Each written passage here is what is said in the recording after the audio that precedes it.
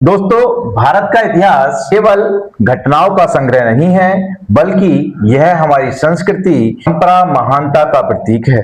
आज हम बात करेंगे भारत के गौरवशाली इतिहास के बारे में। इस विषय पर चर्चा करने के लिए हमारे साथ हैं ऋषभ राघव जी, जो इतिहास और भारतीय संस्कृति के गहरे जानकार हैं। सर, आपका बहुत बहुत स्वागत है। बहुत बहुत धन्यवाद मोहित जी। ऋषभ जी, सबसे पहले आप अपने बारे में और इतिहास में आपकी रुचि कैसे बनी, यह बताइए। जैसा कि आपने बताया, मेरा नाम ऋषभ है और मैं सोशल वर्क का एक छात्र हूँ। जब हम 12वीं में थे ना, तो 12वीं में हमारे एक गुरु थे योगेंद्र जी। वो 12वीं में एक्स्ट्रा क्लासेस बहुत लिया करते थे जी। और उस बीच वो बहुत ज्यादा इतिहास बताया करते थे। तो हमारा सेक्शन सी था और जो दूसरी कक्षाओं के भी जो बालक हुआ करते थे ना, बी सेक्शन के, डी सेक्शन के, सारे आ जाया करते थे, क्योंकि वो बहुत रोचक तरीके से इतिहास बताया करते थे। तो वहीं से मेरी रुचि इतिहास में बनी और उसके बाद फिर मैंने अलग अलग सोशल मीडिया के माध्यम से, गूगल के माध्यम से और यूट्यूब के माध्यम से, पुस्तकों के माध्यम से इसके बारे में पढ़ना स्टार्ट किया। इस प्रकार मेरी रुचि बनी इसमें। जी, आगे भारत का इतिहास गौरवशाली क्यों कहा जाता है? इसका एक सबसे बड़ा कारण है कि अगर हम समकालीन भारत को देखेंगे और उसकी तुलना दूसरे राष्ट्रों से करेंगे, तो कोई प्राचीन राष्ट्र भारत के आसपास दिखाई नहीं देता। चाइना को हम कह सकते हैं कि चाइनीज सभ्यता बहुत ज्यादा विकसित थी उस समय भी, लेकिन भारत में जो है ना, अगर आप सही मायने में विश्व गुरु की अगर कोई परिभाषा दोगे, तो उसमें सिर्फ एक पक्ष को आप नहीं लोगे, उसमें बहुत सारे पक्ष आते हैं। शिक्षा का पक्ष, नालंदा, तक्षशिला। नालंदा तक्षशिला का नाम से ही लोगों के मन में गौरव आ जाता है, क्योंकि बहुत प्रसिद्ध वो थे। चाइनीज जो सभ्यता थी बहुत ज्यादा विख्यात थी और चाइनीज सभ्यता से भी जो यात्री थे, फाइयान, हेनचांग, ये सब वहां पढ़ने आया करते थे। जी। ये शिक्षा की बात हुई। बात करें वास्तुकला की, तो हमारे यहाँ की ऐसी ऐसी इमारतें दक्षिण भारत में जाएं चाहे उत्तर भारत में जाएं, देखने को मिलती हैं। सन टेम्पल है हमारा, कितना सुंदर, कोणार्क में पूरे पूरे पत्थर को काट के उसको तराश के ऐसा मंदिर बना दिया गया। उसको देख के अगर उसको वास्तुकला के हिसाब से उसको हम देखें, तो बहुत ज्यादा गौरव उसको देख के हमको होता है। विज्ञान के क्षेत्र में जंतर मंतर, ऐसी ऐसी प्रयोगशालाएं, आर्यभट्ट, कालीभट्ट, कालिदास, तो ये इतने बड़े बड़े उस समय के वैज्ञानिक रहे हैं, जिन्होंने आज की जो मॉडर्न चिकित्सा पद्धति है हो गई, चाहे खगोल शास्त्र हो गया, उन सब में अपना अपना योगदान दिया है। तो चाहे किसी भी क्षेत्र को हम देख लें, भारत में बहुत बड़े बड़े खोजकर्ता हुए हैं, बहुत बड़ी बड़ी खोजें हुई हैं, चाहे शून्य का आविष्कार रहा हो, सूर्य की और पृथ्वी की दूरी बताने का काम रहा हो, तो ये सब पहले से हमारे भारत में शास्त्रों में है। इसलिए भारत के इतिहास को हम गौरवशाली इतिहास कह सकते हैं। ठीक है, प्राचीन भारत की सबसे बड़ी विशेषता क्या थी, इसके बारे में प्रकाश डालिए। सबसे बड़ी विशेषता है भाई साहब कि आप मैकाले को देखिए। मैकाले जब भारत आया, उसको रिपोर्ट बनाने को कहा गया और वो कोई भारत का नहीं था, वो ब्रिटेन से आया था। जब उसने रिपोर्ट बनाई, उसने कहा I can travel length and breadth of India. और जब इसका मतलब क्या, मतलब उसने पूरा भारत ही घूम लिया, दक्षिण भारत, उत्तर भारत, पूर्वी भारत, पश्चिमी भारत। और जब वो भारत से वापस इंग्लैंड गया और ब्रिटिश संसद में जब उससे सवाल हुए इस रिपोर्ट को लेकर, तो उसने अपनी रिपोर्ट में बताया कि मैं भारत में बहुत घूमा हूँ, लेकिन भारत में कहीं भिखारी मुझे दिखाई नहीं दिए। भारत की जो शहर हैं, उन पूरे एक एक शहर की जो अर्थव्यवस्था है वो यूरोप से ज्यादा है। तो इस कारण हम कह सकते हैं कि भारत की ये विशेषता रही है कि पहले से हम संपन्न रहे हैं, सभ्यता हमारी फली फूली है। और जब पश्चिम में सभ्यता नहीं थी, तो उस समय भारत में सभ्यताएं थी।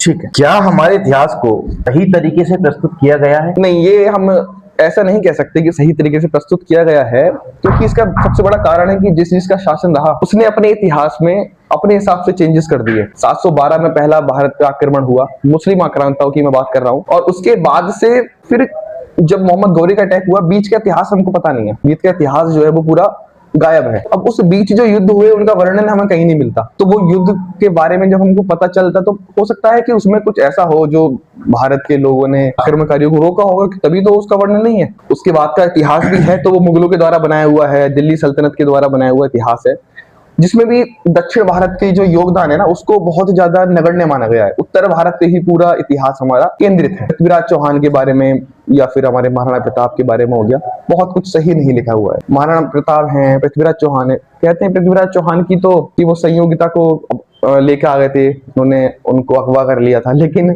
जो ग्रंथ लिखा गया है पृथ्वीराज रासो, वो 600-700 साल बाद लिखा गया, और उस समय की परिस्थितियों को उनको क्या पता कि जो पृथ्वीराज चौहान है उन्होंने करा भी था या नहीं करा था।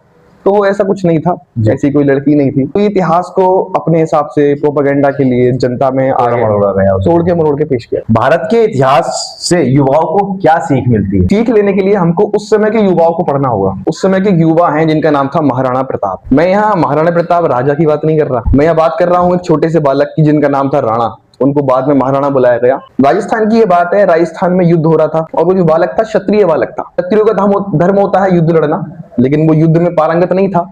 उसका जो रुचि थी, उसकी रुचि थी संगीत में। प्रताप जो था बचपन से ही संगीत का बहुत ज्यादा ज्ञाता था, बहुत ज्यादा गाना गाया करता था। लेकिन क्षत्रिय उनको अच्छे से ट्रीट नहीं करते थे, मतलब उनके साथ अच्छा व्यवहार नहीं था, क्योंकि क्षत्रियों का काम तो लड़ना था। युद्ध हुआ तो महाराणा जो प्रताप थे उनको महाराणा प्रताप बाद में बोला गया। प्रताप बालक छावनियों में पहुंचा। छावनियों में चर्चा थी, बहुत बड़ी सेना आ रही है, हम कैसे लड़ेंगे। छावनियों में निराशा थी। उस प्रताप ने अपने संगीत से उनके अंदर ऐसा जोश भरा कि युद्ध का जो पड़ला उनकी तरफ, दुश्मन की तरफ भारी था, वो प्रताप की तरफ भारी हो गया।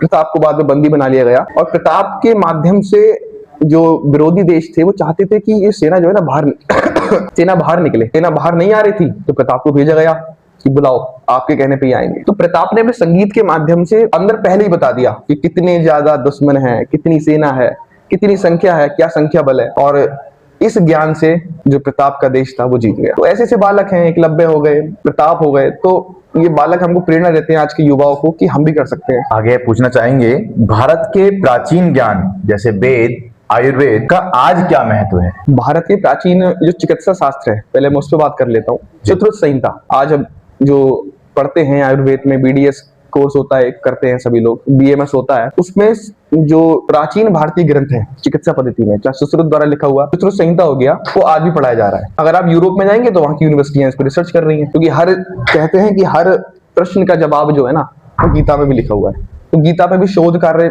प्रारंभ है। ये थोड़ी दुख की बात है कि भारत में भी ऐसा नहीं है, क्योंकि भारत में एक बहुत बड़ा वर्ग है जो इस चीज का विरोध करता है। वो सोचता है कि ये हम पे थोपा जा रहा है, लेकिन ऐसा नहीं है। अगर हम इसको पढ़ा सकते हैं तो पढ़ा सकते हैं, वैकल्पिक हो सकता है, जिसको पढ़ना है वो पढ़ सकता है। और पुराने प्राचीन इतिहास से आज के महत्व में इतना है कि जो पुराना ज्ञान है ना वो आज भी रिलायबल है उतने ही ज्यादा। जैसे हनुमान चालीसा हम पढ़ते हैं, हनुमान चालीसा में बता दिया तुलसीदास जी ने कि पृथ्वी से सूर्य की दूरी कितनी है। जिस समय पश्चिमी देश कहा करते थे कि पृथ्वी चपटी है, उस समय हमारे खगोल शास्त्री ने बता दिया था कि पृथ्वी तो गोल है और पृथ्वी चक्कर लगाती है सूर्य के। तो प्राचीन अगर ग्रंथों को हम पढ़ेंगे तो हमें बहुत ज्यादा नॉलेज आज मिल सकती है। रिसर्च करने की जरूरत है बस थोड़ी। ठीक, क्या आधुनिक युवा अपने इतिहास से दूर हो रहे हैं? हाँ, ये बिल्कुल सत्य बात है, इतिहास से दूर हो रहे हैं, क्योंकि इतिहास जो आज पढ़ रहे हैं ना वो थोड़ा उस प्रकार का नहीं बचा है जो था। लेकिन अभी हाल फिलहाल में कुछ चेंजेस हुए हैं, एनसीईआरटी ने सोचा है उस चीज को पढ़ने की तो सुधारा जाए। तो देखो, उम्मीद है आगे जाके कि इसमें थोड़ा सुधार की जरूरत तो है और हो भी रहा है, होगा आगे। ठीक है, आपके नजरिए से इतिहास को रोचक तरीके से कैसे सीखा जा सकता है? प्रस्तुतिकरण है सबसे मेन। अगर आप इतिहास को बहुत ज्यादा अच्छे से प्रस्तुत करेंगे, उसमें रोचकता लाएंगे और ऐसी कहानियों जो सच्ची भी है उदाहरण देंगे तो इतिहास रोचक हो सकता है। जैसे 4 साहिबजादे, 2 भाई जिनको चिन दिया जा रहा है, और जब छोटा भाई के पास दीवार आ जाती है तो बड़ा भाई रोने लगता है।